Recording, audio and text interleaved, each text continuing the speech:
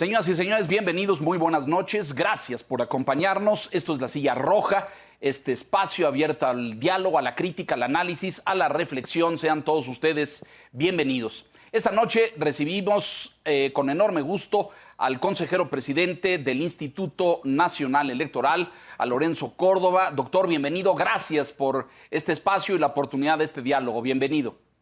Gracias, Leonardo. Un placer estar con ustedes. Enrique y Víctor, los saludo con mucho afecto y de verdad mil gracias por la posibilidad de esta charla. Muchísimas gracias. Don Enrique Quintana, muy buenas noches. ¿Qué tal? Buenas noches, Lorenzo. Qué gusto que estés otra vez por acá. La última vez fue después de las elecciones. ¿Cómo han cambiado los tiempos, Lorenzo? Bienvenido. Gracias. Don Víctor Piz, buenas noches, bienvenido. Buenas noches, Leonardo, Enrique, Lorenzo, bienvenido a La Silla Roja, un gusto tenerte por acá. Gracias, qué amable, Víctor.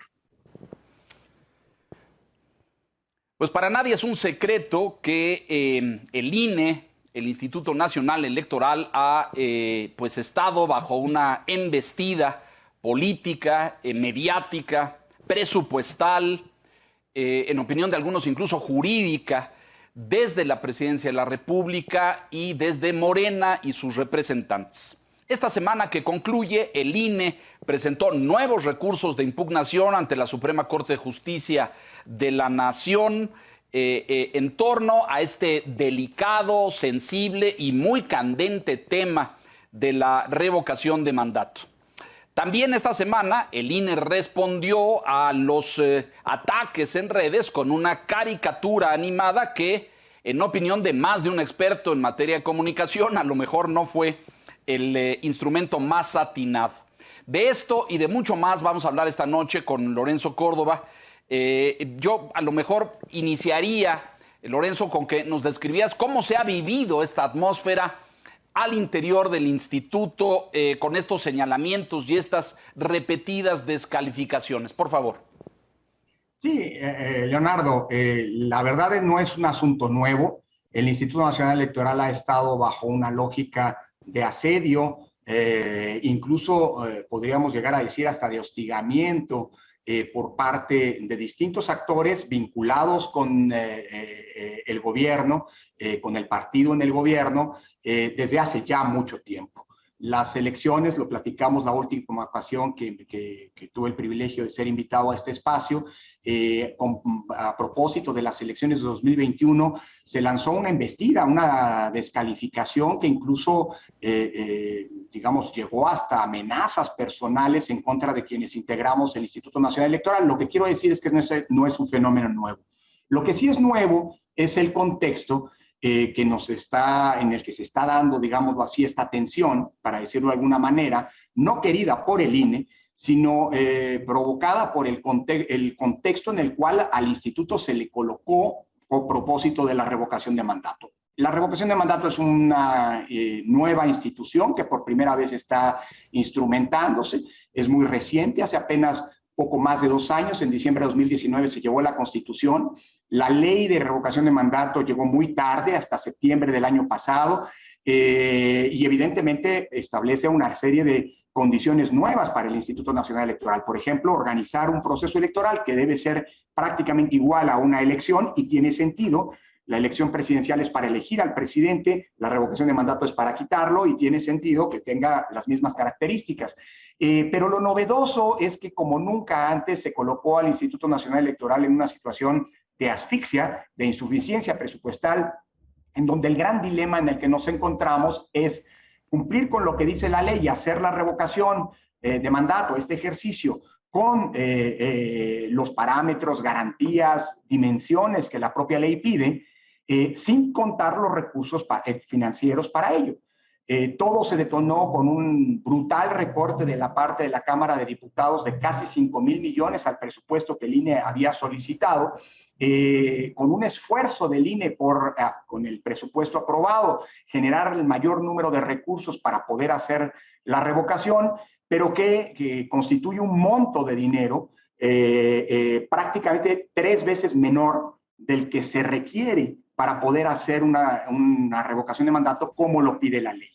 Esto provocó que tanto el INE como diversos actores recurriéramos a instancias judiciales, la Suprema Corte de Justicia, el Tribunal Electoral, que se abriera un diferendo público muy importante con una serie de descalificaciones al INE que pretendiendo decir que el INE es el que no quiere hacer la revocación de mandato, y por el otro lado con un INE contestando y explicando con datos, con información, cómo, digámoslo así, el problema es el problema de insuficiencia presupuestal. Y cómo resulta paradójico que quien está empujando la realización de la revocación de mandato, sus principales promotores, que son el presidente de la República, el gobierno y el partido en el gobierno, son justamente los que están generando esta situación de asfixia presupuestal en la que se encuentra el INE. Hoy, afortunadamente, luego de una serie de resoluciones judiciales, tanto de la Suprema Corte de Justicia como que no ha entrado todavía al fondo, pero sí del Tribunal Electoral del Poder Judicial de la Federación, se ha marcado la ruta a seguir y en la que hoy nos encontramos. Es decir, el INE tiene que avanzar con la revocación de mandato, cosa que se está haciendo. Tuvo que hacer un esfuerzo adicional para incrementar esa bolsa de recursos que inicialmente era de 1.503 millones y que se aumentó casi a 1.570 millones. Eso es lo que hoy se dispone para hacer la revocación de mandato. Y por el otro lado, un ejercicio de abaratamiento de la revocación de mandato, lo que nos llevó a disminuir el costo de este ejercicio de 3.830 millones a 3.300 millones, más de 500 millones de pesos de costo menor, que no es lo ideal, pone en una situación delicada, sin margen de maniobra la organización de este ejercicio, pero sobre todo define un faltante de 1.738 millones de pesos que, nos dijo el tribunal, debíamos solicitar a la Secretaría de Hacienda. Hoy estamos en espera de que la Secretaría de Hacienda responda. Todo parece indicar por las declaraciones del secretario de Gobernación y del presidente de la República que al INE no se le va a dar ese dinero. Y bueno, pues hoy lo que estamos es ante una revocación en la que el INE, con los recursos que tiene, tendrá que hacer para lo que le alcance. Es decir, instalar probablemente la tercera parte de las casillas que debería por ley instalarse. Pero queda claro hoy, desde mi punto de vista, y con esto termino, que el INE ha hecho todo lo que ha estado en sus manos. De hecho, incluso esto ha provocado que de una manera inédita se haya denunciado penalmente, cosa que nunca había ocurrido en 30 años, por un diferendo que debería haberse resuelto como se procesó ante el Tribunal Electoral y eventualmente ante la Suprema Corte, pero no utilizar el brazo penal del Estado para tratar de amedrentar a un órgano que ha ejercido su autonomía. Esas denuncias están abiertas, la revocación va, ya se consiguieron en los días pasados el número de firma, ya se validaron el número de firmas necesarios para hacer la revocación de mandato. Esto ya se ha informado en los días pasados a las instancias del Consejo General y se ha hecho público. La revocación de mandato va. Ojalá y en los próximos días, aunque dudo que ello vaya a ocurrir, se nos generen los recursos para que se haga como lo pide la ley. En caso contrario, la revocación se hará con la calidad y las garantías que siempre pone el INE en los comicios que organiza, pero evidentemente de manera disminuida por la falta de respaldo de quienes paradójicamente promueven este ejercicio. Esa sería, digamos, la síntesis para arrancar, Leonardo. En esa situación se encuentran hoy en día. Muchos han dicho y hemos escrito en torno a que aquí hay como en el terreno político ya como un dardo envenenado, doctor Córdoba, porque es decir, el gobierno y el partido en el gobierno exige que se haga la consulta, pero al mismo tiempo estrangula los recursos para que se pueda hacer. Es como una zancadilla o como una trampa al INE para que sí o sí se tropiece. Y esto sea un elemento posterior para fundamentar una reforma electoral que está ya muy anunciada, para debilitar, neutralizar, contraer al Instituto Nacional Electoral. ¿Ustedes lo ven así, Lorenzo? Bueno, eso se ha sostenido por muchos, entre ellos analistas que han planteado esta situación. A mí lo que me preocupa no es tanto si hay una reforma electoral o no, y si se está queriendo colocar al INE en una situación, digámoslo así, de compromiso o comprometida en una situación de descalificación. Lamentablemente esto ha sido ya desde hace varios años, como te decía hace un momento, pues una estrategia recurrente de descalificación, de denuesto, de amago de una institución que siempre ha ejercido su autonomía y su independencia, autonomía frente al poder, independencia frente a las posturas políticas, y lo hizo en el gobierno anterior y lo ha hecho ahora y lo seguirá haciendo en el futuro. Dicho lo anterior, eso ha generado una paradoja que yo no sé si esto sea razón de los embates que hoy está teniendo y las descalificaciones del INE, en el sentido de que el INE, a pesar de todo, sigue teniendo una muy buena concepción pública, un respaldo ciudadano y una confianza que oscila entre el 65 y el 70%, cifras muy altas que lo colocan como la institución civil más confiable del Estado mexicano.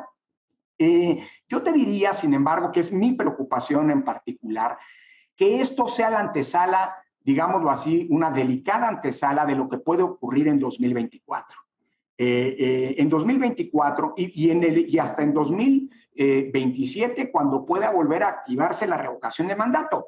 Hoy esta revocación de mandato se da en una circunstancia muy particular.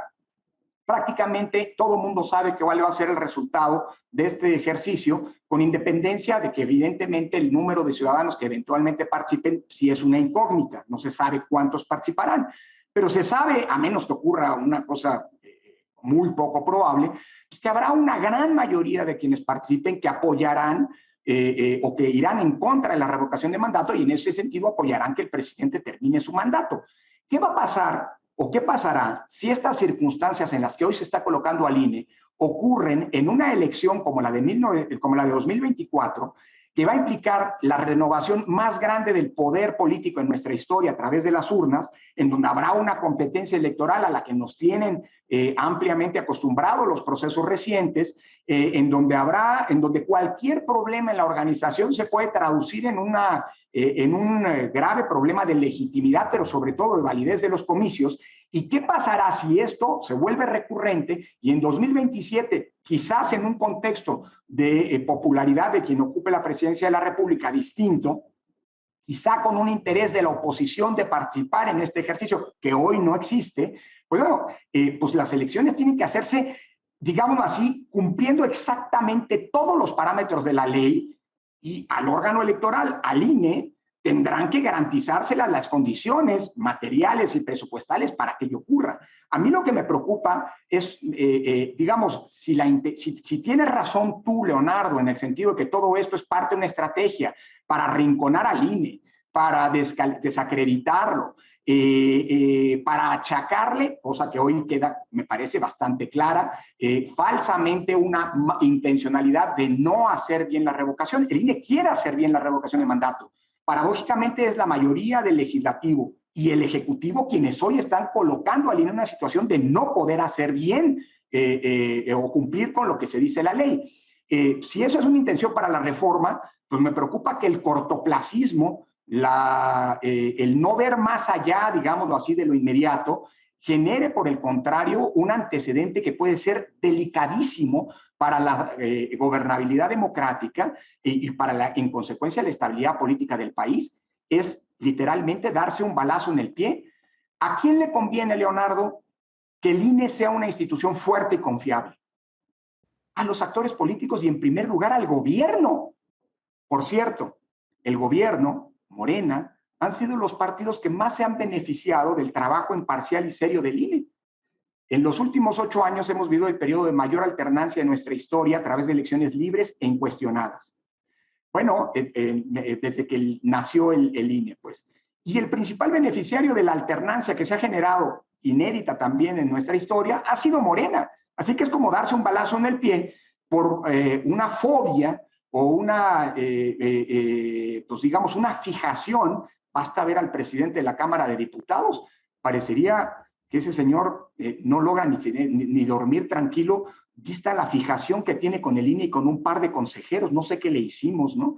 No sé si eso cree que es una buena manera de conseguir puntos en pos de una futura candidatura, ¿no? La estridencia de la jefa de gobierno diciendo, confundiendo los binomios caninos, los 5 binomios caninos que garantizan, entre otras cosas, la seguridad del instituto, diciendo que son las mascotas de los altos funcionarios. En fin, me parece que aquí hay un cortoplacismo que a la larga puede costarle muy caro al país si prevalece.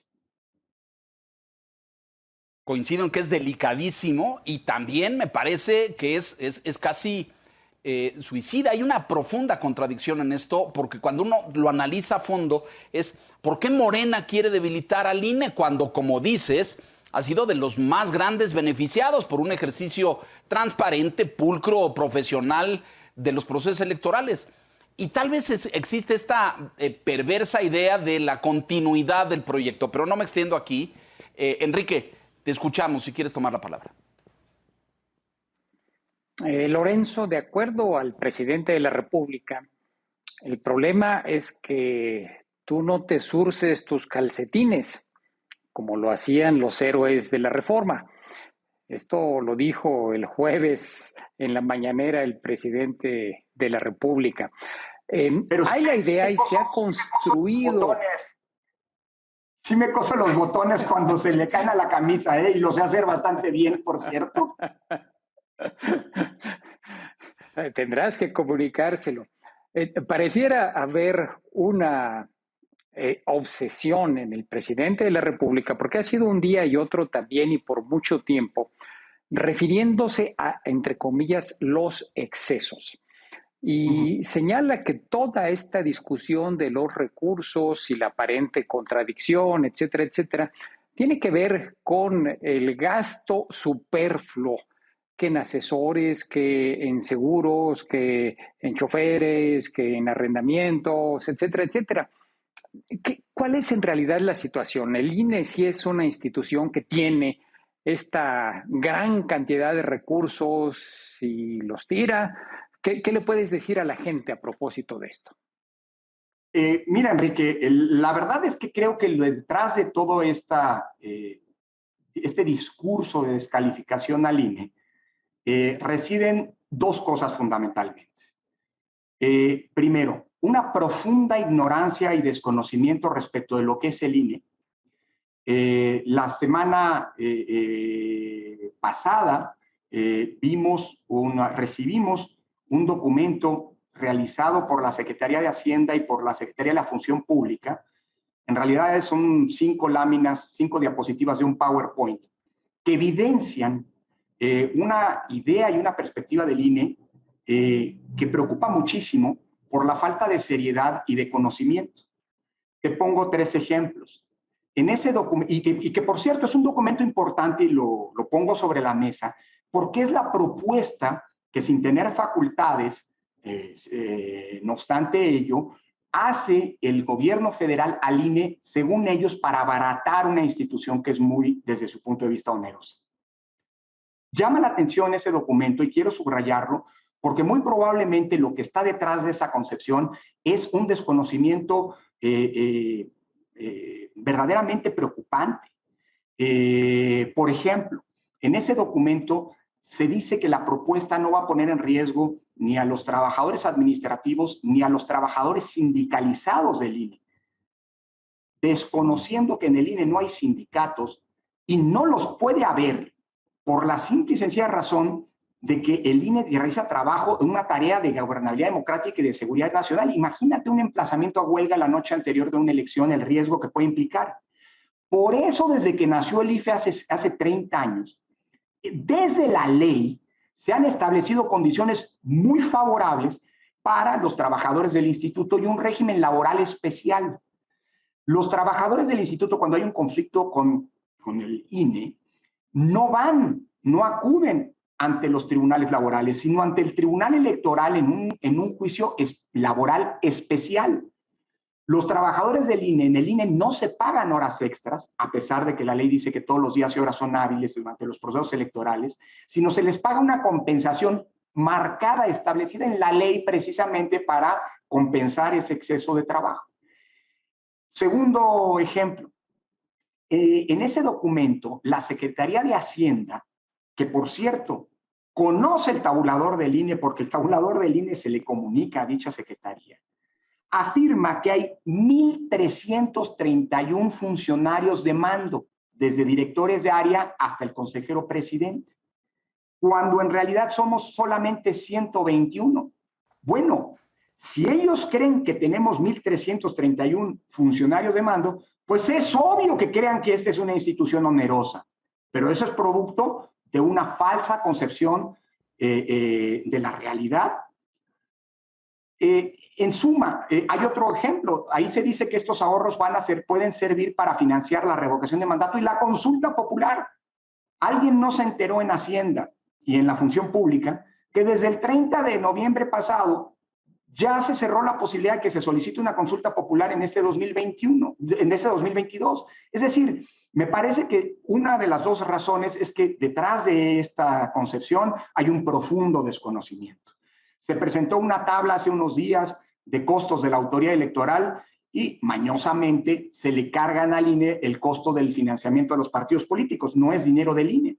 No se compara al INE, que el año pasado tuvo un año electoral de elecciones federales, con órganos electorales que hayan tenido en el resto de América Latina elecciones. No se le compara con Brasil. Brasil se les olvidó ponerlo en esa tabla. Brasil tiene el órgano electoral y el sistema electoral más caro del continente.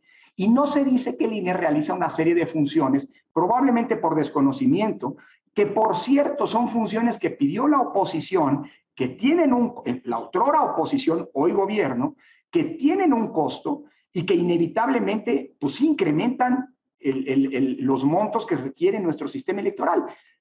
Como por ejemplo el hecho de que nosotros llevamos el padrón electoral de manera permanente. No todos los órganos electorales en el mundo tienen un padrón electoral, llevan ellos el padrón electoral.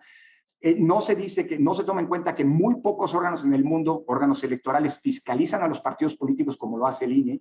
No se dice que ningún órgano electoral del mundo monitorea a las estaciones de radio y televisión, todas las que se emiten en el país, y eso tiene costos.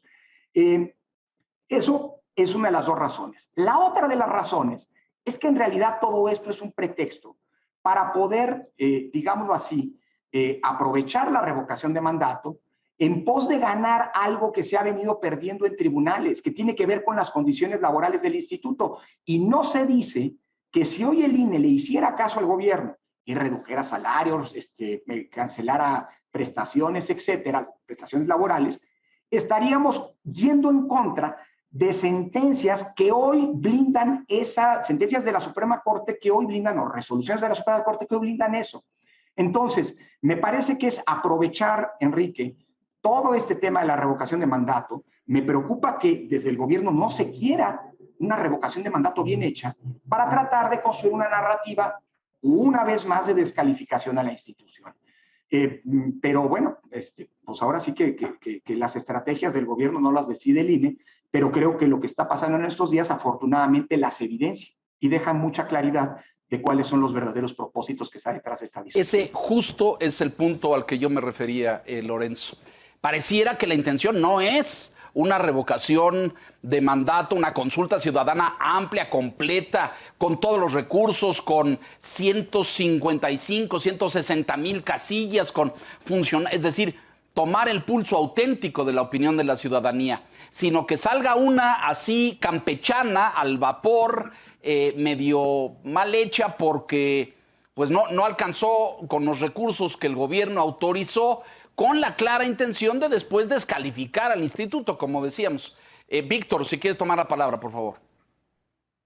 Sí, el escenario en términos de la organización y realización de la revocación de mandato, sí, como todo parece indicarlo. También lo que nos dice Lorenzo es que la respuesta de la Secretaría de Hacienda al INE será que no le darán los 1,700 millones de pesos, ¿no?, que solicita como ampliación de presupuesto, y entonces el INE va a realizar la consulta con los recursos que tiene y probablemente pues se tengan que instalar la tercera parte de las casillas, ¿no?, que se instalan en una elección federal, y eso ocurrió ya en la consulta ciudadana sobre el juicio a los expresidentes el año pasado. Pero la pregunta, Lorenzo, es ¿cómo va a quedar el INE después de que se han agudizado los embates en su contra? Tú hablabas de asedio, de hostigamiento, los embates en torno a la consulta de revocación de mandato. Y digo, lo pregunto porque todavía no llegamos a las campañas y elecciones de 2022, porque después vendrá el proceso del 5 de junio, en donde también podría haber campañas de desprestigio, sobre todo del principal crítico del INE. Y la pregunta es, ¿estará en juego la credibilidad de la elección del 5 de junio?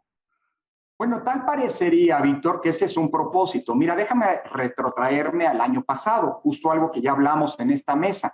El año pasado, probablemente ustedes recuerden, que durante las campañas de las elecciones federales para renovar la Cámara de Diputados, de 15 gubernaturas, etcétera, las elecciones más grandes que hasta ahora hemos tenido en el país, se estuvieron haciendo esfuerzos para construir una narrativa. Incluso se hablaba de que el INE estaba organizando un gran fraude. Recuerdo a una senadora por Chihuahua que ante la noticia, ante la decisión del INE de usar 100 urnas electrónicas en los estados de Coahuila y de Jalisco en esas elecciones, 100 de 161,000 urnas que se instalaron, casillas que se instalaron, digamos, con gran estridencia decía que el INE estaba preparando el peor fraude de la historia. Bueno, en aquel momento muchos sostuvimos que parecía que había quien estaba tratando de descalificar al INE con las amenazas que sabemos de ir a nuestros domicilios, con las descalificaciones y la estridencia que llevaron al presidente de Morena a decir que al INE había que exterminarlo, a un gran empresario muy vinculado al actual gobierno, que hoy sabemos va a tener que pagar finalmente una gran cantidad de impuestos que no había pagado, diciendo que el INE debía morir, el propio presidente diciendo que los magistrados y los consejeros conspirábamos en contra de la democracia, etcétera, etcétera. Bueno, en ese momento nosotros dijimos que parecía que se estaba tratando de construir una narrativa, es decir, sembrar el terreno para utilizar un discurso de descalificación si los resultados electorales no les eran favorables. Afortunadamente, se demostró con hechos que organizamos la mejor elección de la historia. Los informes de las misiones de observación electoral dieron cuenta de ello. Menciono esto, Víctor, a propósito de tu pregunta, porque, bueno, no sería de extrañar que esas estrategias que recuerdan mucho la descalificación que el presidente Donald Trump hizo en la elección de 2020, ¿se acuerdan? Diciendo va a haber fraude, va a haber fraude, va a haber fraude, y cuando perdió dijo no perdí, me hicieron un fraude. Ojalá y no sea eso y ojalá prevalezca la vocación democrática, aunque la verdad estamos viendo con la discusión pública que hoy está en torno a la revocación de mandato, que la verdad yo lo deseo, el INE no quiere confrontarse. Yo he insistido una y otra vez en que confío en la vocación democrática y el compromiso democrático del gobierno de la República, pero mucho me temo que es muy probable que esto que estás planteando vuelva a ocurrir y que la descalificación del INE en la revocación de mandato, por respecto de la revocación de mandato, que está construyéndose ya desde ahora, esa descalificación está ocurriendo desde ahora, se repita después en las elecciones federales, en las elecciones de las 6 gubernaturas de junio. Yo espero y confío en que una vez más el INE con hechos, no tanto con discursos o confrontaciones verbales, va a volver a demostrarle a la ciudadanía que es una institución que hace su trabajo de manera profesional y que es la principal garantía que el pueblo de México se ha construido en los últimos 30 años para que las elecciones sean auténticamente democráticas. Nos toca hoy explicar y explicar. Pero creo que la discusión que hoy está dándose en torno a la revocación de mandato, afortunadamente está dejando en evidencia cuáles son las verdaderas intenciones que estarán detrás de este aparente conflicto. Creo que el hecho de que el presidente, por ejemplo, de la Cámara de Diputados nos haya denunciado penalmente por una discusión que tiene que resolverse o un diferendo que tiene que resolverse por otras vías, además de que implicó traspasar esa frontera infranqueable, que debe ser infranqueable en un contexto democrático, pues hoy lo que evidencia pues son las vocaciones autoritarias de alguno y el intento, pues porque esas denuncias penales están abiertas y siguen abiertas. El intento de amagar y amedrentar, tratar de amagar y amedrentar a una institución que sin confrontarse, sin pretender confrontarse con nadie, simple y sencillamente ha ejercido su autonomía y su independencia. Sí, la demanda del diputado morenista verdaderamente supera cualquier escenario institucional, democrático. Déjanos hacer una pausa aquí, vamos rápidamente a mensajes, volvemos enseguida. Estamos con el consejero presidente del INE, el doctor Lorenzo Córdoba. Volvemos.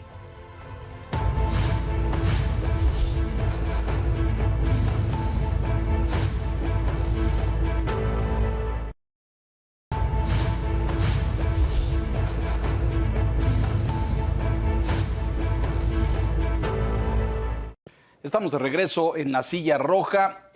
Dos temas rápidos, Lorenzo, ante este escenario preocupante que planteaba Víctor hace un momento y que tiene que ver con los consejeros al interior del Consejo General. ¿Hay sintonía entre los consejeros? ¿Todos están en esta actitud de defensa de la autonomía, independencia y cumplimiento legal del marco del instituto, o hay diferencias? Ese uno rápido. Y otro que nos preocupa a muchos, varios de ustedes se van, concluye su periodo en el 2023, 4 si no me equivoco, ahora me corregirás, entre ellos tú mismo, doctor Córdoba, como consejero presidente, Ciro Murayama y otros 2. Nos preocupa a muchos el hecho de que esto desequilibre el Consejo General. Tu respuesta a esto, por favor. Bueno, Leonardo, la verdad te la aprecio mucho porque desde hace algunas semanas hay quien ha querido vender la idea de que en el Instituto Nacional Electoral al interior hay bloques de consejeros, que uno orbita en torno a mí y otro es de una disidencia. Se ha querido vender que hay una profunda división y demás, y es absolutamente falso. Mira, hay varios ejemplos que me permiten sostener esto, no es solamente mi postura, mi dicho. Lo primero es, hay que ver la amplísima salida que hemos tenido varios consejeros, prácticamente todos los integrantes del Consejo General, en medios de comunicación, explicando lo que hemos venido haciendo y rechazando las amenazas y las acusaciones que se le han hecho al INE, primero. Segundo, desde que a finales de agosto tomamos las primeras decisiones en el Consejo, como la emisión de lineamientos, el plan y calendario, en fin, toda la dimensión normativa, para decirlo de alguna manera, que tiene que ver con la organización de la revocación de mandato, esas decisiones se han tomado, la gran mayoría de ellas por unanimidad, y cuando ha habido mayoría han sido mayorías muy amplias. Sin duda hubo una decisión que fue muy polémica, controvertida, que fue incluso llevada por varios actores, entre ellos la Cámara de Diputados, partidos políticos, a la Suprema Corte de Justicia de la Nación y al Tribunal Electoral, cuando ante la falta de recursos y a pesar de los esfuerzos que habíamos hecho para tratar de conjuntar el presupuesto más grande posible para poder hacer la revocación de mandato, que resultaba claramente insuficiente, algunos consejeros, 6 consejeros, decidimos posponer algunas actividades que todavía no se llevaban a cabo, pero que estaban calendarizadas hasta que no se resolviera el diferendo sobre el que tendrá que pronunciarse la Suprema Corte de Justicia a propósito de la falta de recursos. Esa impugnación, bueno, esa decisión fue tomada por 6 consejeros, una votación de 6 contra 5, que algunos, insisto, quisieron aprovechar para vender la idea de que había una profunda e irresalvable fractura ante el INE. Bueno, eso provocó que, como decíamos, el presidente de la Cámara de Diputados, exhibiendo el talante autoritario que pues, hoy es ampliamente conocido, esta fijación pues, que tiene con el INE y con algunos consejeros, probablemente para conseguir ganar puntos en pos de una futura candidatura, no lo sé, habría que preguntarle a él. Lo que sí es cierto es que lo llevó a denunciarnos. Y los 11 consejeros y consejeras, hicimos un pronunciamiento público rechazando esas claras actuaciones que son propias de una mentalidad autoritaria y que no corresponden a un Estado democrático. La última gran decisión que tomamos los consejeros del Consejo General, acatando la sentencia del tribunal que comentaba hace algunos minutos, es decir, una decisión para tratar de maximizar la bolsa de recursos disponible hacer un ulterior esfuerzo para generar recursos para la revocación de mandato y abaratar en más de 500 millones de pesos la revocación para poder hacer la solicitud de 1.738 millones de pesos a Hacienda, fue una decisión tomada por unanimidad. Es decir, no es especulación, con datos, con realidades, con hechos concretos, puedo hoy sostener que en el Consejo General, a pesar de la diversidad de opiniones que constituyen su propia riqueza como órgano colegiado, no solo la cordialidad, sino el compromiso y el aportar de distintas posiciones para generar las mejores decisiones del instituto, hoy están vigentes. Es decir, eso es algo muy importante, porque los ataques al INE, paradójicamente, lo que han hecho ha sido coaligar, cohesionar al colegiado y también a la estructura del INE. Hoy hay una fortaleza institucional que la verdad nos permite enfrentar con mucha esperanza los desafíos por venir. Y finalmente, efectivamente, el 3 de abril de 2023, 4 consejeros, los que digamos más tiempo tenemos en nuestros cargos, la consejera Adriana Favela, el consejero José Roberto Ruiz Saldaña, el consejero Ciro Murayama y un servidor, vamos a terminar nuestro mandato de 9 años. Dentro de un año aproximadamente en estas fechas tendrá que haberse o estarse emitiendo por parte de la Cámara de Diputados la convocatoria para que se inscriban los aspirantes a sucedernos. Tendrá que definirse un comité técnico de selección que ya demostró en el pasado ser una criba importantísima para evitar que prevalezcan filias y fobias partidistas, pero sobre todo que se generen candidaturas afines a algunos grupos políticos. Y finalmente, antes del 3 de abril, tendrá la Cámara de Diputadas y Diputados que votar entre las propuestas que este Comité Técnico de Selección les formule, quintetas por cada uno de los 4 cargos, una quinteta por cada uno de los 4 cargos, por mayoría calificada hacer esas designaciones. La gran ventaja es que hoy ningún partido político tiene, ni ningún bloque dentro de la Cámara de Diputados tiene por sí las 2/3 partes. Así que el consenso, la negociación en el mejor de los sentidos, la política, en el mejor sentido de la palabra, tendrán que prevalecer en esa designación. Así que yo confío en que el INE hará un buen trabajo de aquí a que algunos nos separemos y continuará eso con quienes sean nuestros relevos, Leonardo.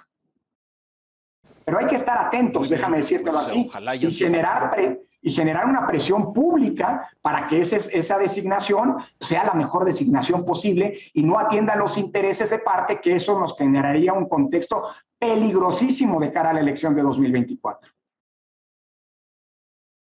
Justamente a esas tentaciones me refería, Lorenzo, porque ya hemos visto en otros órganos autónomos del Estado, la Comisión Nacional de Derechos Humanos, las de energía, la de hidrocarburos, pues que han sido tomadas, cooptadas, controladas, neutralizadas por el gobierno. Me preocuparía que esto pudiese suceder con el INE. Enrique, adelante. Lorenzo, tratando de aclarar temas jurídicos, ya no sabemos, por ejemplo, en el caso de la Corte, qué es lo que está por resolverse. Pareciera, algunos nos dejó la impresión, la resolución del Tribunal Electoral, que esta sería ya la última palabra, es decir, se esperará la respuesta formal de Hacienda, el INE deberá o asumirla o, en su caso, acudir nuevamente al tribunal para señalar que no fue respondida la instrucción del tribunal de manera satisfactoria y el tribunal, supongo, que dará una última determinación. Pero en la Corte todavía hay temas que resolver y también nos había quedado la impresión de que el tema penal estaba rebasado cuando el propio coordinador, el propio presidente de la Junta, de la mesa directiva de la Cámara de Diputados, parecía haberse desistido de la denuncia penal en contra de 6 consejeros. ¿Cuál es la circunstancia de estos 3 casos? Mira, el tribunal, la sentencia del Tribunal Electoral, comienzo por ahí, Enrique, esa ya se acató y está en curso, es decir, esa ya nos marcó la ruta afortunadamente a seguir, hay claridad hacia dónde caminar. Hoy estamos esperando que Hacienda nos defina si nos va a dar recursos, a cuánto ascenderán, y si nos los niega tendrá que fundar y motivar su respuesta, cosa que hasta ahora no había venido así. Nosotros tendremos que tomar una decisión. Si no nos dan recursos, pues probablemente tendremos que modificar en nuestro plan para la organización de la revocación de mandato. Probablemente no tendremos recursos para poner todas las casillas y seguramente eso será impugnado una vez más ante el Tribunal Electoral, que nuevamente tendrá que dar claridad y seguridad jurídica sobre el punto. En segundo lugar están todas las controversias que se han promovido ante la Suprema Corte de Justicia. Las que promovió el Ejecutivo y la Cámara de Diputados en contra de aquel acuerdo al que ya hacía referencia, para posponer algunas actividades que no habían todavía iniciado y que en vía de suspensión nos obligó la Corte a continuar, esas seguramente se van a quedar sin materia, aunque todavía no se ha determinado lo mismo, porque el acuerdo que fue impugnado, motivo de la controversia, es un acuerdo que ya no está vigente, que se revocó ya. Pero todavía estará subsistente la controversia que presentó el INE contra el presupuesto de egresos de la Federación de 2022. Esa controversia no solamente abarcaba el tema de la revocación de mandato, es decir, la falta de recursos de la revocación de mandato. Si la Corte no resuelve el fondo antes de que se realice la revocación de mandato, pues muy probablemente se habrá quedado sin materia porque el objeto de la controversia ya habrá pasado, digamos.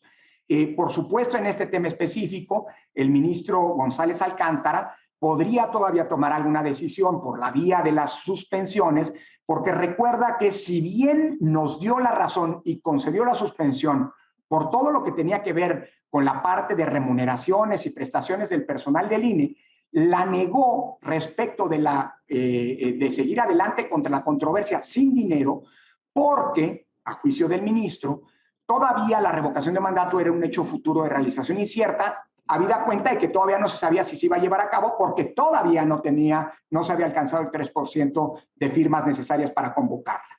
Hoy ese ya es un hecho futuro, sin duda, porque la revocación de mandato todavía está por realizarse, pero ya es cierto, o sea, es de realización cierta y que va a haber. Y esto podría implicar que el ministro reconsiderara algunos de los aspectos que en su momento le llevaron a no pronunciarse, a negar la suspensión en su momento. Pero el tema de fondo, hay otro tema de fondo que es el más importante, Enrique.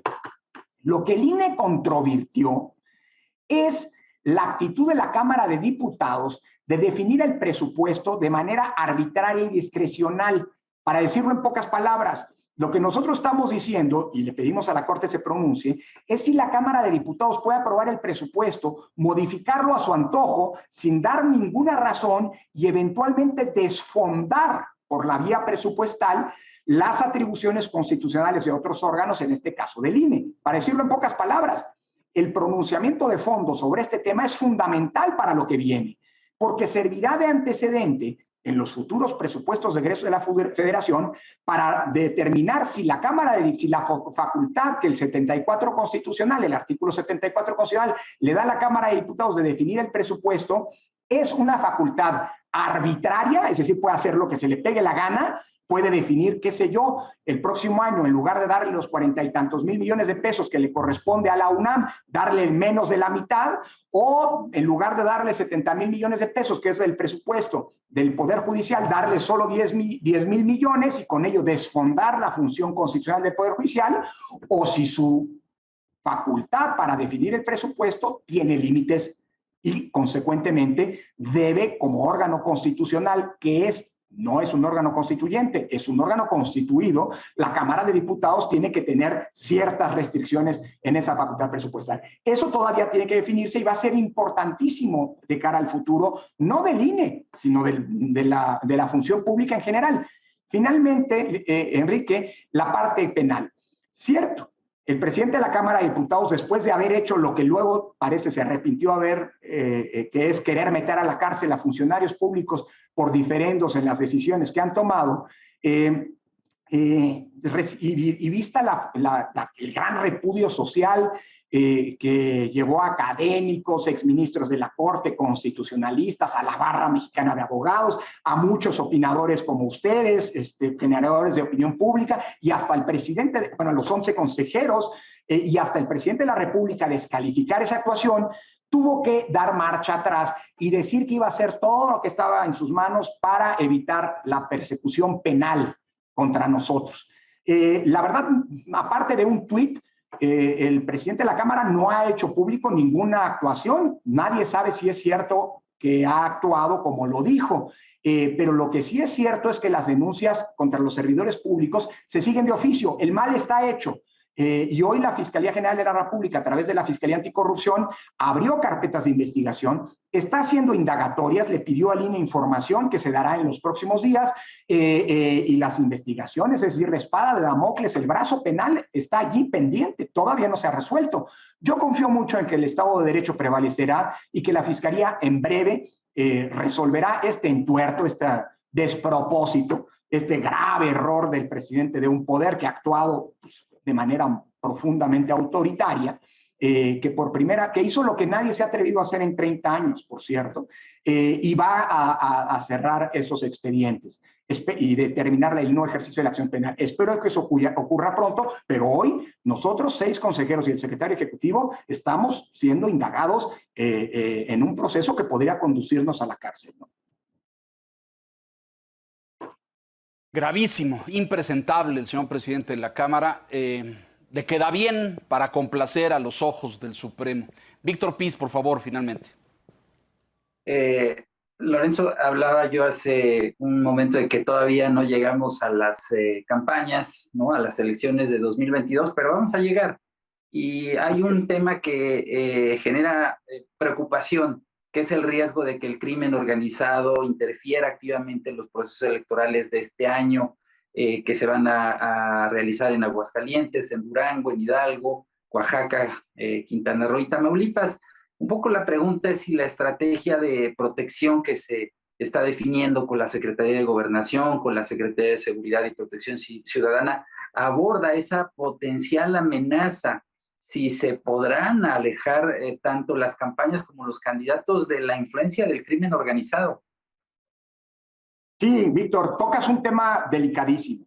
Lamentablemente en México hacemos elecciones en un contexto de inseguridad y de criminalidad organizada que está presente desde hace mucho tiempo y que lamentablemente no ha podido resolverse. El gran desafío que tenemos como Estado, no es un problema del INE, como Estado, como sociedad, es que el crimen organizado no irrumpa de manera disruptiva, de manera distorsionadora, de la voluntad ciudadana emitidas en las urnas.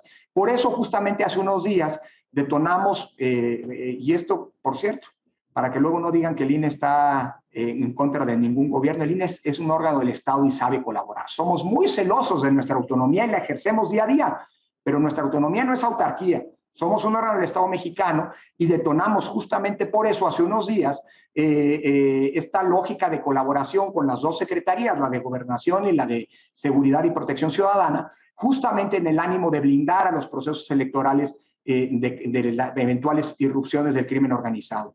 No es una responsabilidad del INE, la seguridad es una responsabilidad de esas instancias, de las instancias del gobierno federal y de los gobiernos locales, pero evidentemente el éxito en este propósito depende de la coordinación, de la comunicación muy fluida y del ánimo de colaborar y construir el mejor contexto para que las elecciones, en las elecciones, sea la voluntad de las y los ciudadanos y nada más que ella la que define a quién los va a gobernar en los comicios de junio próximo. Así que los trabajos ya comenzaron, estamos a tiempo. La idea es que esa coordinación también blinde tanto las elecciones extraordinarias que en las próximas semanas el INE, junto con los órganos electorales de los estados, tendrá que llevar a cabo en Veracruz, en Oaxaca, en Chiapas sobre todo, y también, por supuesto, la seguridad que es necesaria para que la revocación de mandato llegue a buen puerto. La revocación de mandato va a salir bien por una simple y sencilla razón.